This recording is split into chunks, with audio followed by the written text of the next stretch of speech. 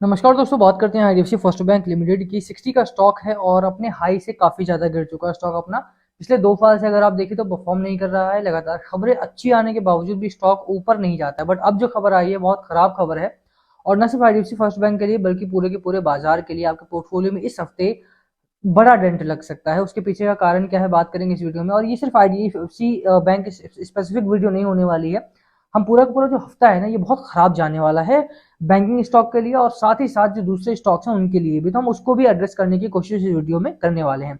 But हमारा जो pin point रहेगा वो आईडीएफसी फर्स्ट बैंक रहेगा कि क्या यहाँ पे इस हफ्ते कितना बदलाव आ सकता है, कितना यहाँ पर गिरावट के संकेत दिखाई दे रहे हैं, क्या यहाँ पे अभी भी कोई चांस है, खबरें किस तरह की हैं आईडीएफसी बैंक से संबंधित, उसकी भी चर्चा यहाँ पर होगी। चलिए शुरुआत करते हैं इस वीडियो की।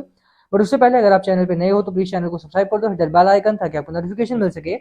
चलिए स्टार्ट करते हैं। सबसे पहले बात करें आईडीएफसी की, तो आईडीएफसी के क्वार्टर 3 के नंबर्स आ चुके हैं जो कि बहुत अच्छे रहे हैं कंपेरेटिव टू क्वार्टर 2 नंबर, वो बहुत अच्छे रहे हैं। तो फंडामेंटली कंपनी ठीक ठाक काम काज कर रही है। 50,000 करोड़ के आसपास का मार्केट कैप है इसका, 45,000 करोड़ के आसपास मान सकते हैं।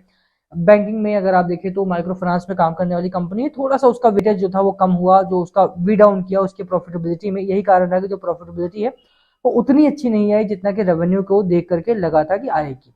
तो वो चीज है। बाकी हाँ, फंडामेंटली कंपनी ठीक ठाक काम काज कर रही है, और एफआईआई ने इस क्वार्टर में इसमें अच्छी खासी खरीदारी की है। तो वो सबसे बड़ा प्लस पॉइंट है, क्योंकि जब एफआईआई बाय कर रहे हैं इस कंपनी में, अराउंड 8% के आसपास की खरीदारी यहाँ पर हुई। म्यूचुअल फंड ने अपनी शेयर होल्डिंग को बढ़ाया है यहाँ पे। तो इस फ्रंट पर, शेयर होल्डिंग के फ्रंट पर तो काफी अच्छी खबरें हैं स्टॉक में, ऐसी बात नहीं है।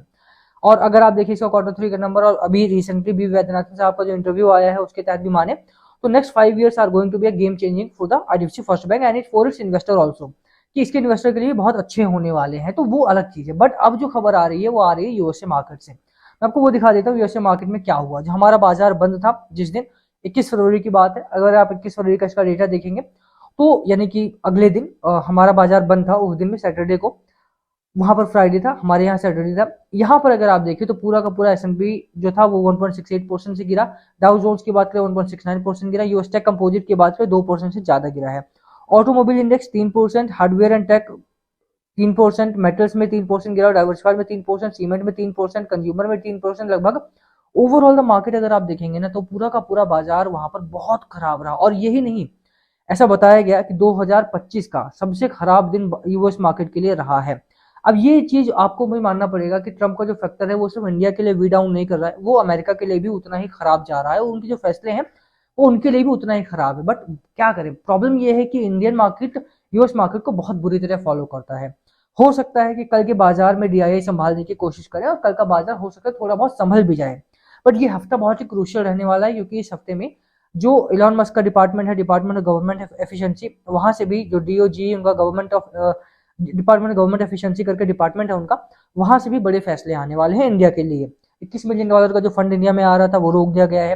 तो बहुत सारी चीजें हैं जो इंडिया में हुई हैं, और उसकी वजह से यूएस मार्केट में प्रॉब्लम आ रही है, इंडियन मार्केट में भी प्रॉब्लम आ रही है। उसका असर आपको फ्राइडे को भी देखने को मिला, क्योंकि अब यहाँ से जो सीरियस डेंट है वो पोर्टफोलियो में लगना शुरुआत होगी। करना क्या है ऐसे में, मार्केट में खराब दिनों की शुरुआत यहाँ से हो रही है। जी हाँ, अभी तक जो आपने देखा ना वो मे बी एक ट्रेलर हो सकता है। ये जो निफ्टी 22,800 के आसपास आ चुका है, ये हो सकता है 22,400 भी जाए और 22,200 भी जा सकता है, क्योंकि जिस तरह की खबरें आ रही हैं वो बहुत अच्छी खबर नहीं है। इस हफ्ते बहुत ही वॉच आउट मोड में रहना है, वेट एंड वॉच करना है। मुझे लगता है कि अगर मैं पर्सनली बात करूँ तो मुझे लगता है बाजार अभी पूरा का पूरा वेट एंड वॉच वाला है। रीजन वही है कि बाजार में कुछ भी क्लैरिटी नहीं है। ट्रंप फैक्टर यहाँ भी खराब कर रहा है और उनके खुद के बाजार में खराब कर रहा है। चाइना फैक्टर यहाँ भी खराब कर रहा है, मार्केट में वहां भी खराब कर रहा है। बस चाइनीज इकोनॉमी जो है वो इंप्रूव हो रही है, बट इंडियन इकोनॉमी की बात करें तो यहाँ पर उतनी ही खराबी चल रही है।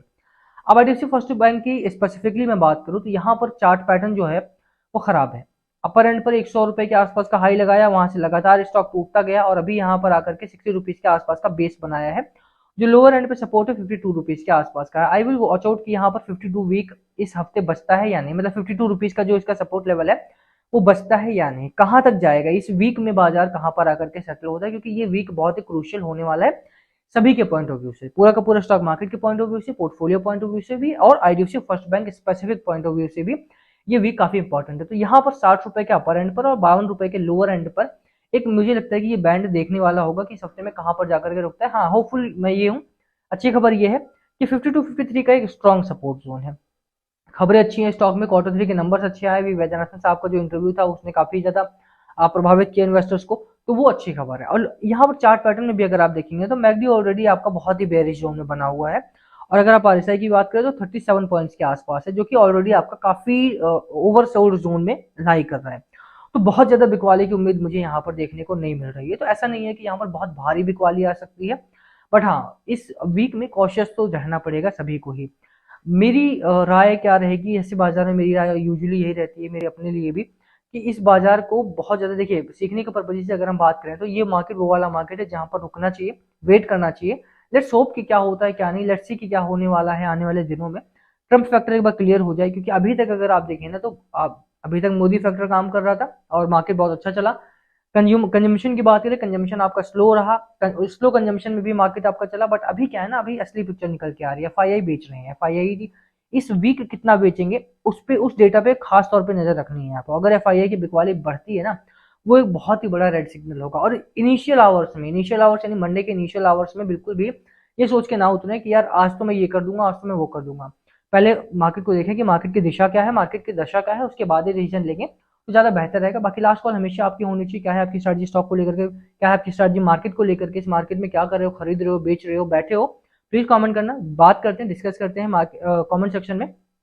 बाकी वीडियो को हम यहीं खत्म करेंगे। पसंद आए तो लाइक करना, चैनल पे नए हो सब्सक्राइब किए बिना मत जाना। Thank you for watching and please comment अगर पूछना हो तो। Thank you again and as a disclaimer, this video was purely for educational purposes.